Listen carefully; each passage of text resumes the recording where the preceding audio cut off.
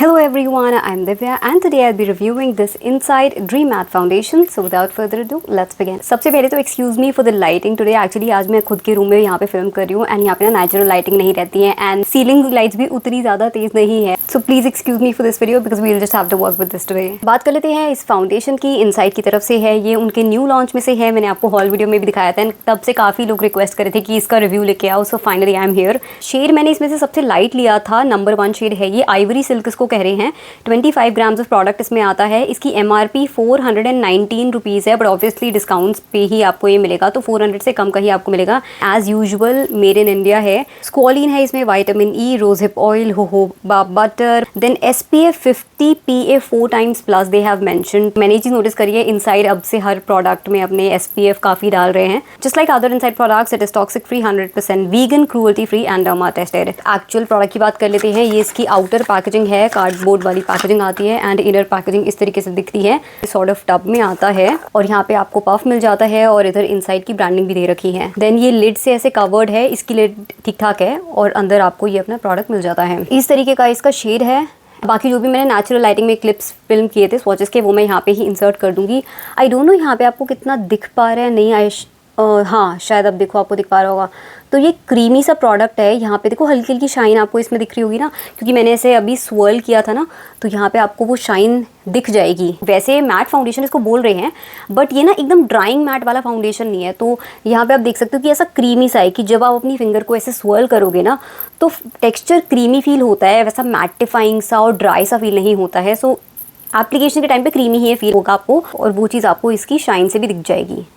Puff की बात कर लेते हैं यहाँ पे। सो आपको इसे ऐसे करके यूज़ करना पड़ता है। एंड एक चीज़ यहाँ पे बता दूँ कि जैसे मैंने अभी रिसेंटली इनसाइड कुशन फाउंडेशन पे वीडियो बनाई थी ना, तो मैंने उसमें आपको बताया था कि जो उसका पफ होता है ना, वो बार बार उससे मेरी फिंगर ऐसे स्लाइड डाउन कर जाती है, तो इतना कंफर्टेबल नहीं होता है मुझे वो यूज़ करने में। लेकिन उसके कंपैरिजन में मुझे ये ज़्यादा कंफर्टेबल लगा। आई फील कि स्ट्रैप जो इसमें दे रखी है उसके अंदर यहाँ पे फिंगर्स ठीक से रहती है, उसे थोड़ा सा होल्ड करके रखता है, ये ज़्यादा लूज़ नहीं है, इस वजह से फिंगर्स थोड़ा ग्रिप होकर रहती है, एकदम ऐसा फिसलती नहीं रहती है, तो इससे ईजिली वैसे अप्लाई हो जाता है फाउंडेशन। एंड आज मैंने इसी से ही अप्लाई करके देखा है। बाय द वे मैंने फेस पे यही वाला लगाया हुआ है। आई नो मेरा फेस काफ़ी ग्लोई दिख रहा होगा, बट उसका ये भी रीज़न है कि एक तो मेरी ऑयली स्किन है एंड सेकेंडली अभी यार मैंने फ़ैन एंड AC सब कुछ ऑफ किया हुआ है, तो उसकी वजह से गर्मी भी हो रही है, तो और ज़्यादा ग्लो फिर आ रहा है, क्योंकि मुझे गर्मी लग रही है, थोड़ा स्वेटी सा फेस हो रहा है। तो वो स्वेटी फेस होने की वजह से एंड मेरी ऑयली स्किन की वजह से, उन दोनों की वजह से कंबाइन होकर ओवरऑल मेरा फेस ऐसा ग्लो कर रहा है। एप्लीकेशन की बात कर लेते हैं कि मैंने आज इसको कैसे अप्लाई किया था। तो बस मैंने ऐसे ही पफ को पकड़ा था हाथ में और फिर इस तरीके से डिप किया, 2 बार ऐसे डिप किया था मैंने, एंड देन फिर इस साइड मैंने पूरा अप्लाई कर लिया था इससे, फिर दोबारा डिप किया एंड यहाँ पे अप्लाई किया, एंड देन तीसरी बार डिप करने के बाद फिर अपने पूरे के पूरे फोरहेड पे अप्लाई कर लिया था। इनसाइड कुशन फाउंडेशन से एकदम कंपेयर करके बताऊँ ना, तो उसमें मुझे ऐसा लग रहा था कि प्रोडक्ट ज़्यादा उठ के नहीं आ रहा था, कम कम प्रोडक्ट आ रहा था।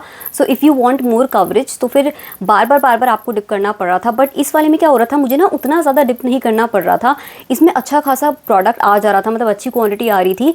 एंड आप ये भी कह सकते हो कि इसकी कवरेज काफ़ी अच्छी है, तो क्वांटिटी भी अच्छी आ रही है, कवरेज भी अच्छी है, तो फिर आपको उतना बार बैक एंड फोर्थ नहीं करना पड़ेगा, बहुत ज़्यादा बार आपको डिप नहीं करना पड़ेगा, एंड एक डिप में आप एक डिसेंट एरिया कवर कर सकते हो। और अप्लाई ना मैंने ऐसे ड्रैग करके ही किया था एंड ईजिली अप्लाई हो गया था, ठीक है। ऐसा पैटिंग मोशन में मैंने अप्लाई नहीं किया था, मुझे इस पफ के साथ कंफर्टेबल वैसे ही फील हो रहा था कि ऐसे बस ड्रैग करते जाओ तो जल्दी जल्दी ब्लेंड हो रहा था फाउंडेशन, एंड ब्लेंडिंग में मुझे कोई भी दिक्कत नहीं आ रही थी। मैंने ना स्टार्ट यहीं से किया था, इस वाले एरिया से, बिकॉज काफ़ी टाइम से ना मुझे यहाँ पे एक्ने मार्क्स हो रहे हैं, एंड वो जो मार्क है ना वो अभी तक फेड नहीं हुए हैं, वो काफ़ी टाइम से है, थोड़े इंटेंस मार्क है क्योंकि।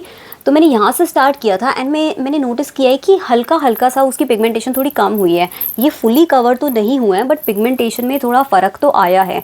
सो आई विल से कि this is not full coverage, but still ये अच्छी खासी कवरेज वैसे आपको दे देता है, तो मतलब मीडियम कवरेज तो आपको इससे आराम से ही मिल जाएगी। एंड आई फील कि आप इसको ज़्यादा बिल्ड करोगे तो मीडियम से थोड़ी ज़्यादा कवरेज भी आपको मिल जाएगी। इनसाइड कुशन फाउंडेशन से कंपेयर करके बताऊँ तो उससे तो डेफिनेटली ज़्यादा कवरेज इस वाले फाउंडेशन में है। फिनिश की बात करते हैं, which is very very important और जो मेन डिफरेंशिएटिंग फैक्टर होती है हमारी फाउंडेशंस में।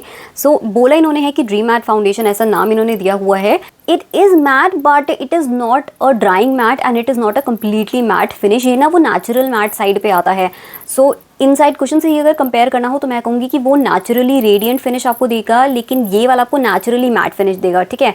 सो दोनों ही वैसे थोड़ा नेचुरल फिनिश की साइड पे लीन करते हैं, वो नेचुरली रेडिएंट एंड ये नेचुरली मैट। बाकी एक बार मैं इसे क्लोज आके आपको दिखा देती हूँ कि मेरी स्किन पे कैसे दिख रहा है। आई नो मेरी स्किन काफ़ी ग्लो कर रही है, अगर आपकी ड्राई स्किन है तो इसको लगाने के बाद आपकी स्किन इतना ग्लो नहीं करेगी। ये इतना ज़्यादा ग्लो मेरी स्किन टाइप की वजह से आ रहा है विच इज़ ऑयली, एंड क्योंकि अभी मैं सब कुछ फ़ैन एंड AC बंद करके बैठी हुई हूँ तो स्वेटी हो रहा है फेस, तो इस वजह से आपको इतना ग्लो दिख रहा है। अदरवाइज इतना ग्लोई फाउंडेशन नहीं है, ये नेचुरल मैट फिनिश आपको देगा। तो ऐसे फाउंडेशंस जो होते हैं ना, जो थोड़ा नेचुरल की तरफ लीन करते हैं, एकदम एक्सट्रीम्स पे लाई नहीं करती है, जिनकी फिनिश की प्योरली ड्यूई है या फिर प्योरली मैट है, उनकी अल्टीमेट फिनिश कैसी आएगी वो इस पे भी डिपेंड करता है कि आपका स्किन टाइप क्या है। अगर कोई फाउंडेशन नेचुरल फिनिश आपको प्रोवाइड कर रहा है एंड आपकी स्किन ड्राई है, मॉइस्चराइज करने के बाद भी ड्राई ही लगती है थोड़ी, तो आपको वो ज़्यादा मैट दिखेगा अपनी स्किन पे।